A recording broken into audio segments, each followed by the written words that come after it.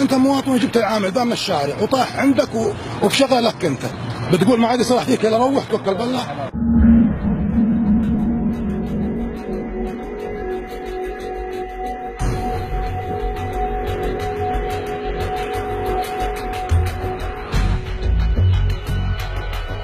الساعة 12 خلاص الساعة 3 بعد 3 ساعات اوكي ما في 52 خلاص الحين غدا ونوم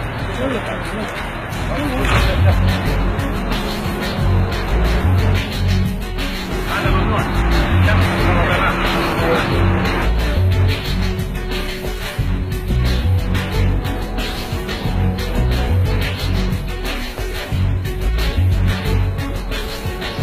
فين شغل انت؟ شغل بلدية. بلدية؟ ايه. هذا شوية مصر في هذا شوية كافي هذا في شوية حلو. شوية بعدين هذا في بيو وهذا في شوية بس أنا. فين بيو؟ بيو هذا في هوش. فين؟ هوش. هذا بوريمان. بوريمان؟ مويه. هذا مدير بلدية معلومة أنت يجي يشيل؟ لا هذا ما في معلوم. العمالة قاعدة الآن تستغل اسم الأمانة في احتياجاتهم وفي أعمالهم، كل اللي قاعدين يسوونه ذا مخالف النظام والأمانة ما تدري عنه. الإجراء الآن احنا حنرفع للأمانة إن شاء الله، تمام، وننبههم بالشيء اللي يسوونه عمالهم، وإن شاء الله أنهم يتعاونون معنا.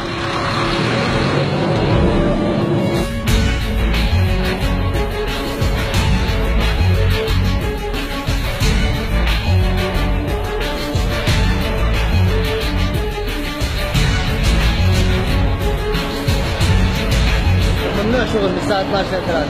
ما في مشكلة. لا والله أنا ما في ملوم والله، أنا مسكين والله. اليوم الشركة إيش؟ ما في شركة.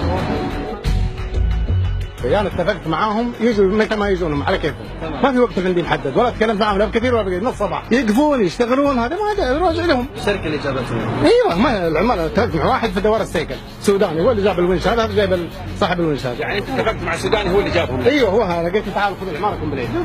ما اتفقت مع مؤسسة معينة؟ لا ما في مؤسسه. تبع أي شركة هو؟ يا ابن حلال اللي في دوار السيكل هذول كلهم جالسين هناك عماله. ايوه العماله اللي ايوه العماله اللي في الناس جالسوا بس طايرين دور عمال. فين عمكم؟ فين السوداني؟ ها؟ كيف؟ وكذا اتفق مع عمالة لو قدر الله واحد من العمال طاح من بيتحمل مسؤوليته؟ هم يتحملوا المسؤوليه، هذا اللي انا متفق معه ما يتحمل المسؤوليه. والله اشتغلت على هذا وجبت عمال. كثير موجود.